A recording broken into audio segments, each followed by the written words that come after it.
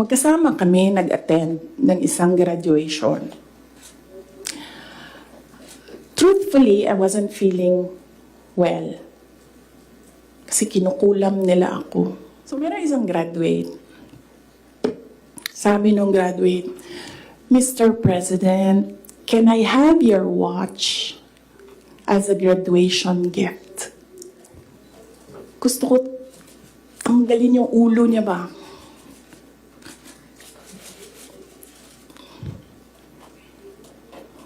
I realized toxic na yung relationship. Okay, so pwede tumuloy na muna tayo, ha? Kasi gutom na ako. Ma'am, Oh, Ma'am, Kelly Cordero po from Bombo Radio. Ma'am,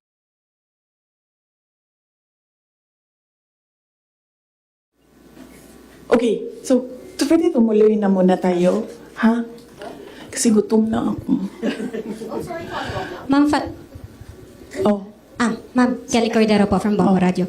Ma'am, since sinabi niyo po na hindi niyo nagugustuhan po yung pamamalakad ngayon ni PBBM, kung irarank niyo po in a scale of 1 to 10, 10 is the highest, ilan po ang rate niyo sa performance po ni PBBM? Nasabi ko kanina, 10 is the highest, 1 lang ang rating niya. Sabi ko na kanina, di ba, kung kayo gusto niyo, wala man akong problema. Huwag niyo na lang ako isali. Ako, hanggang number 2 lang ako. Walang number 1 ang Pilipinas ngayon.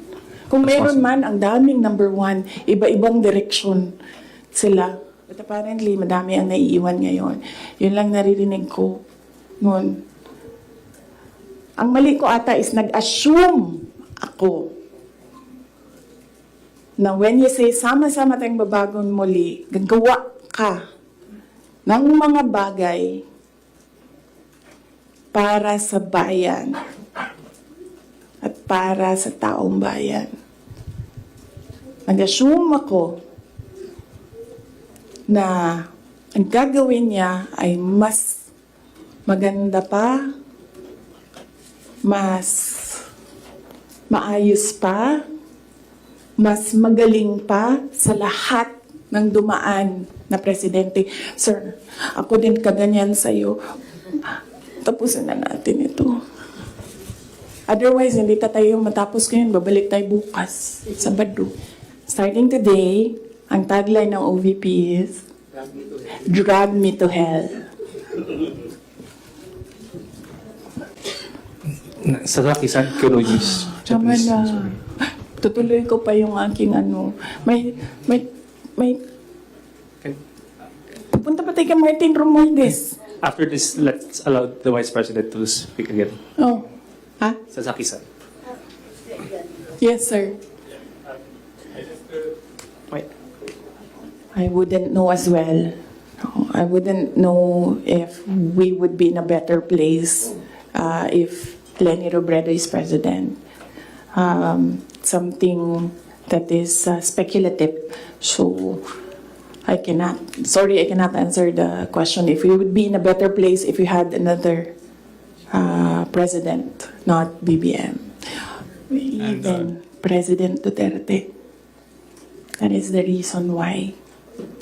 So, I will not take their bullshit. Bullshit sila. Sila ang bullshit. Bullshit.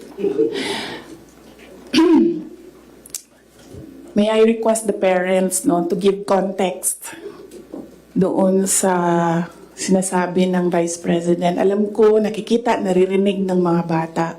Pero bigyan nyo na lang ng konteksto na sometimes people curse.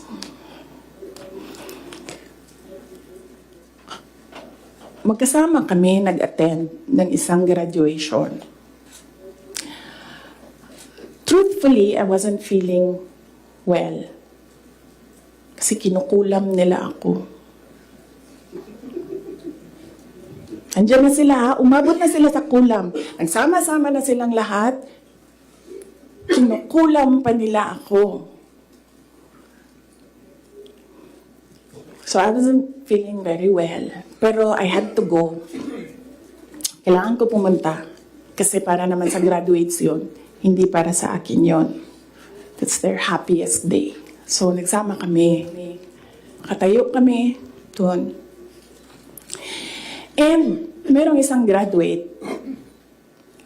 Alam nyo, para sa akin, there was some sort of inappropriateness sa ginawa ng bata. Pero, bata ito eh.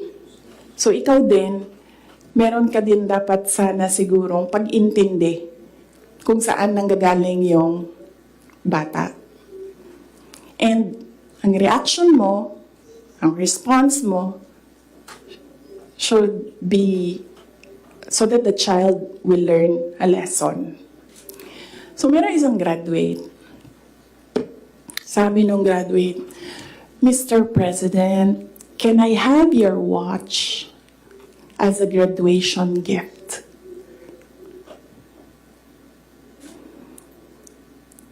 And narinig ko, tabi ako, di ba?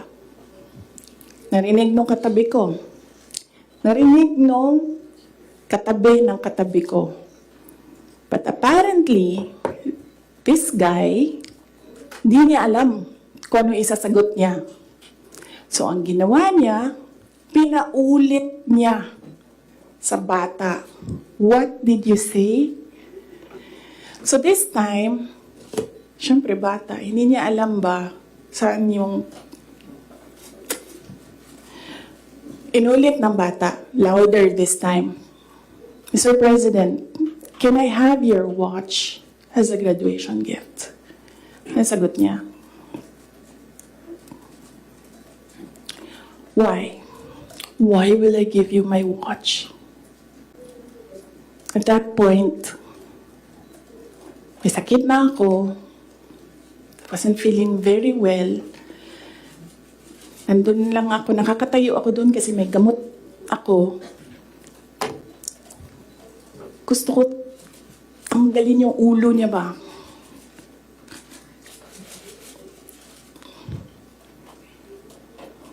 I realized toxic na yung relationship.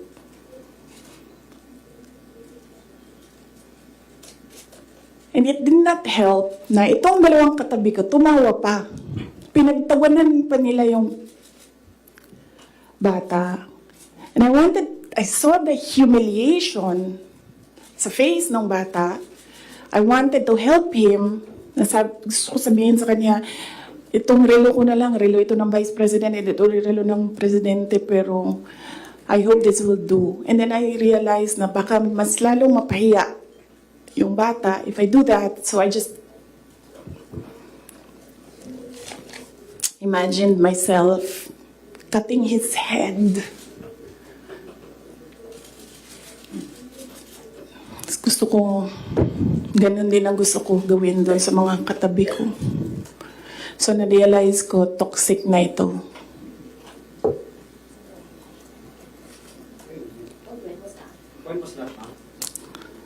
One of the graduation, hanapin niyo yung footage, makikita niyo doon yung mukha ko. Tsaka mukha niya. I-lip read niyo yung sinasabi niya. Why? So, gusto ko sabihin sa kanya, bago ko tanggalin ang ulo mo, yung batang yan yung magpapakamatay para sa bayan natin. Nag-aral yan ng 4 na taon, naghirap yan ng 4 na taon, walang tulog araw-araw para mag-training kasi mamamatay yan para sa bayan natin. Yan yung batang yan, ang mapuputulan ng daliri diyan sa fiasco ninyo sa West Philippine Sea. And then, I'll cut his head.